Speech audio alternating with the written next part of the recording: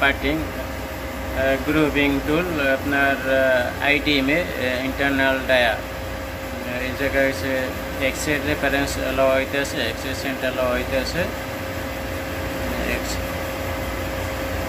CNC লেথ machine, এটা CNC turning machine. তো এই জায়গায় এক্সের এই যে এখানে টাচ হয়ে গেছে, আলাপ পাইতেছে।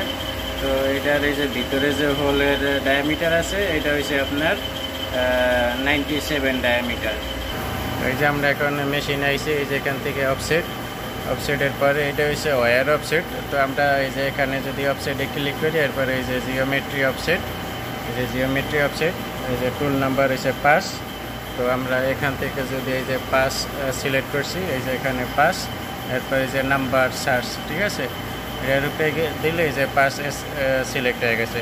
তো এখন এই জায়গায় দিমু এক্স আপনার 97, এই যে এখানে দেখেন এক্স 97.0, ঠিক আছে, এই যে এক্স 97.0, 97। এরপর এখানে এসে এই যে মেজার, ঠিক আছে, মেজার দিলে এই ভ্যালু চেঞ্জ হয়ে যাইব।